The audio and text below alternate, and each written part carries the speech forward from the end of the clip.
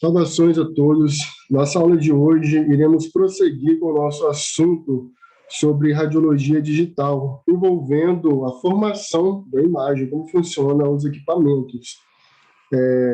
Lembrando que a imagem radiológica antigamente era feita nas películas, igual a gente falou em outras aulas. Hoje em dia elas são arquivos digitais, elas são mídias digitais, ou seja, uma imagem com a formação com uma qualidade melhor, uma resolução melhor em relação à imagem analógica, que é essa que era feita com os químicos.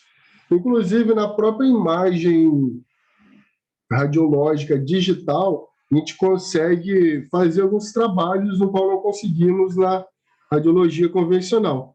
Entre ele, editar algum texto, escrever alguma coisa que não tínhamos na imagem antigamente.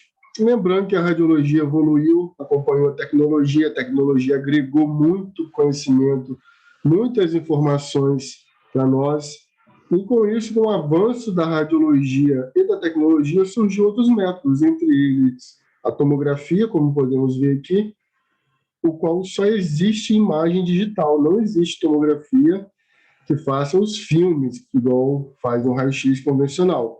Ali, imagem em mídia, somente em mídia digital, inclusive a ressonância também, tá? Lembrando que para a obtenção da nossa imagem, a gente precisa de um objeto captador, no caso vai ser o nosso cassete, também chamado de chassi, lembrando que chassi é apenas a capa protetora, e o termo correto é o receptor digital, que seria essa imagem, esse acessório quadradinho que, como vocês podem ver, chassi, a capa protetora, dentro dele vai uma placa branca, que é a nossa placa fósforo estimulável, o qual é feita a leitura dentro desse equipamento, o qual nós vamos entender como funciona isso na aula de hoje. Lembrando a digitalização, tá? O receptor de imagem capta as diferentes intensidades de atenuação do feixe de raio-x, ou seja, o feixe de raio-x vai atravessar o corpo do paciente e vai incidir nessa placa com determinadas forças, com determinada energia. Tal energia pode ser digitalizada nesse equipamento, o qual gera nossa imagem digital. E como isso funciona? Como a imagem digital é produzida, o que acontece ali dentro, o que tem ali dentro, a gente vai ver na nossa aula de hoje. Aquela base branca, essa placa fosforoestimulável, ela possui elementos químicos que ajudam na captação, na resolução e na formação da imagem. Entre elas, o fósforo.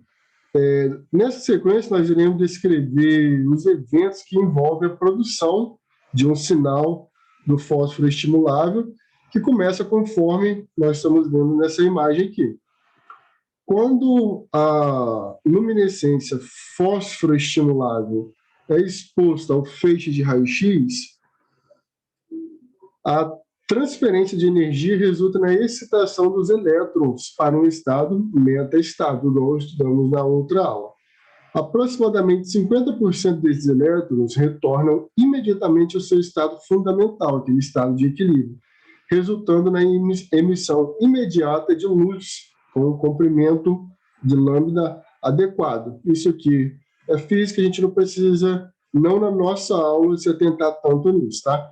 A gente tem que entender nesse primeiro slide aqui que a radiação X vai interagir com o paciente e vai sensibilizar essa placa de fósforo de forma não homogênea, ou seja, um fóton vai incidir com maior energia, outro com uma menor, e por aí vai.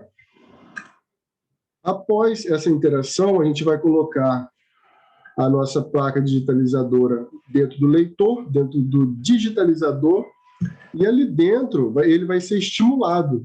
Ele é estimulado através de um feixe de luz infravermelha de um comprimento adequado, focalizado e com diâmetro de feixe de 50 a 100 nanomilímetros, e é direcionado somente para esse ecrã. Ou seja, ali dentro tem uma lâmpada infravermelho, com comprimento de luz infravermelho, e a intensidade desse feixe, ele aumenta, elevando igualmente a intensidade do sinal emitido. Ou seja, essa placa ela é estimulada através de uma luz infravermelha. Quando ela é estimulada, que essa energia é depositada em toda a placa, então emite-se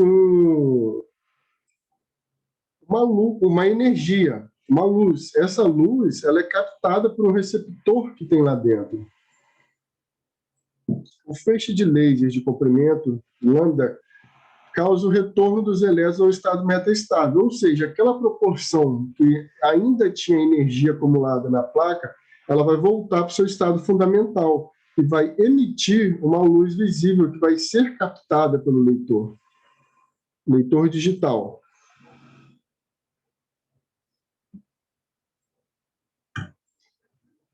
A partir deste processo, a imagem latente já se torna a imagem visível. Lembrando que a imagem latente é aquela imagem com a qual nós não conseguimos ver com o olho nu, visualizar com o olho nu, porém sabemos que ali dentro existe uma imagem. Após esta etapa do processamento, após a estimulação com o laser infravermelho, lembrando que o laser vai pegar em toda a placa que está lá dentro do digitalizador. Após essa estimulação e após a emissão de luz que vai ser captada pelo digitalizador, aí sim nós temos a imagem visível que começa a aparecer na nossa tela do computador lá do setor de radiologia. E a fase final, na produção do sinal, é o que a gente consegue visualizar. O ciclo da estimulação do sinal não completa a transição de todos os elétrons para o estado metaestável, para o estado fundamental. Alguns elétrons permanecem em estados, ou seja, nem toda a energia é liberada daquela placa fosfoestimulada. Ali dentro, alguns elétrons ainda ficam com alguma energia captada. Então, é utilizado uma luz intensa para fazer o apagamento de qualquer resíduo de imagem que esteja ali dentro. Ou seja, todos os elétrons que estão ali, agora sim, são movidos para o estado fundamental. Agora sim, nenhuma energia extra está depositada naquela placa captadora de fósforo estimulável. Aqui uma curiosidade para a gente é que a imagem que fica lá no nosso receptor, no nosso cassete, lá dentro, armazenado naquela placa de fósforo, ela fica aproximadamente 8 horas. Ela pode ser lida em até 8 horas. Porém, quanto mais tempo passar, maior a perda de qualidade da imagem a gente vai ter. Então, quando a gente faz uma exposição nesse tipo de equipamento, logo em seguida, o desejável, logo em seguida, a gente colocar ele para leitura, para o digitalizador, para evitar essa perda de sinal.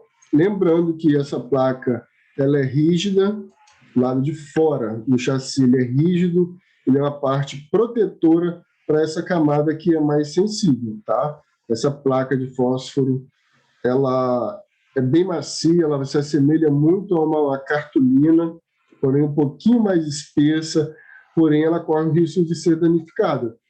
Esse equipamento ele precisa de uma higienização própria. Quando for utilizar ele em outros setores, como, por exemplo, um raio-x no leito, deve-se tomar muito cuidado ao soltar o peso do paciente em cima do chassi. Esse equipamento ele deve ser coberto com uma sacola, ele coloca-se dentro de uma sacola para fazer a imagem no leito com os pacientes, para evitar contaminação de resíduos, sangue, entre outros, tá? Lembrando que ele pode ser higienizado com um pano úmido, com algumas gotinhas de algum produto específico, como, por exemplo, alguns setores higienizam com algumas gotinhas de detergente no pano e passa a fim de tirar toda a oleosidade que esteja agarrada na estrutura, e a placa de dentro ela limpa somente com um pano úmido ou mesmo um pano seco, tá?